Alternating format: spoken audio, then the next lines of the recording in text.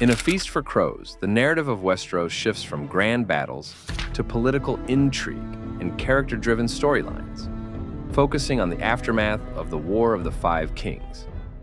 With Tywin Lannister's death, Cersei Lannister finally seizes full control of the Iron Throne, ruling as regent for her young son, King Tommen. Driven by ambition, pride, and deep-seated paranoia, Cersei seeks to consolidate power by weakening her enemies and asserting Lannister control. However, her actions reveal her insecurities and lack of political acumen, as she views nearly everyone, especially House Tyrell, with suspicion and hostility. In an attempt to eliminate the influence of the Tyrells, particularly Margaery, whom she sees as a threat to her control over Tommen, Cersei appoints incompetent allies, disregards experienced advisors, and pushes for extravagant expenditures. Her paranoia culminates in her decision to rearm the Faith of the Seven, hoping to use the newly reformed Faith Militant as a counterbalance to the Tyrells. This decision backfires, however, as the Faith Militant, led by the zealous High Sparrow, becomes a powerful and independent faction, unafraid to question and challenge the authority of the crown. Cersei's deteriorating judgment and manipulation catch up with her when she is arrested by the Faith on charges of adultery, treason, and incest. Her imprisonment represents the peak of her downfall, as the Faith Militant she empowered turns against her, leaving her vulnerable and disgraced. Meanwhile, Jaime Lannister, who has been deeply changed by his maiming and time as a captive, continues his journey toward redemption and self-discovery. Cersei's request for him to use force against the Tyrells strains their relationship, as Jaime increasingly finds himself repelled by her ruthlessness and recklessness. Sent to the Riverlands to secure the Lannister hold, Jaime seeks to end the last remnants of resistance led by House Tully, who remain loyal to the Starks. Instead of employing brute force, he opts for a diplomatic approach, attempting to broker a peace with Brynden Blackfish Tully. Jaime's decision to avoid bloodshed and his growing independence from Cersei marks significant growth in his character, as he tries to forge a new identity, one less defined by the dishonor of being a Kingslayer. Brienne of Tarth, driven by a promise she made to the late Lady Catelyn Stark, embarks on a quest to find and protect the Stark sisters, Sansa and Arya. She travels through the war-ravaged Riverlands, where she encounters remnants of the war, including broken men, outlaws, and survivors struggling to rebuild their lives. Her journey highlights the devastation and suffering caused by the war, as Brienne faces danger and disillusionment.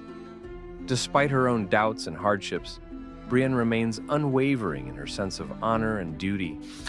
Eventually, she crosses paths with Lady Stoneheart, the resurrected Catelyn Stark, who now leads the Brotherhood without banners. Lady Stoneheart, driven by vengeance and anger over her family's fate, condemns Brienne, accusing her of treachery. This encounter leaves Brienne with a difficult choice: join Stoneheart's crusade or face death. In Dorne, the death of Prince Oberyn Martell at the hands of Sir Gregor Clegane during Tyrion's trial by combat has shaken House Martell to its core. Oberyn's brother, Prince Doran Martell, faces internal dissent from Oberyn's daughters, the Sand Snakes, who demand vengeance for their father's death. They believe Dorne is too passive and weak, but Dorne is quietly and carefully working on a long-term plan for revenge against the Lannisters, which he keeps hidden even from his family.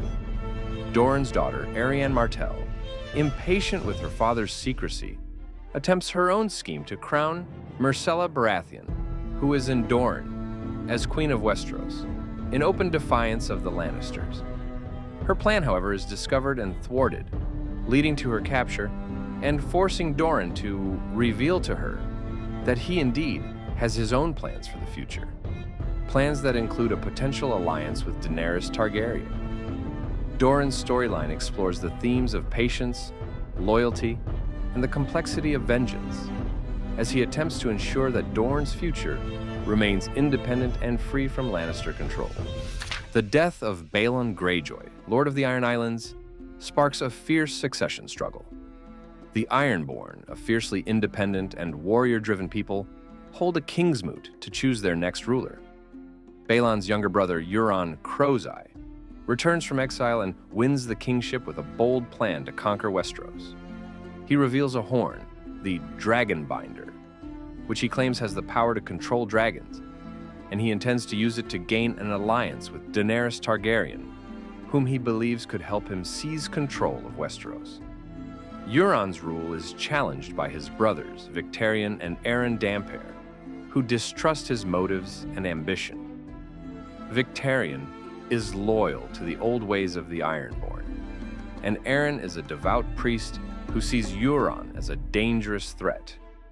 Ultimately, Victarion is forced to set aside his personal resentment to carry out Euron's plans.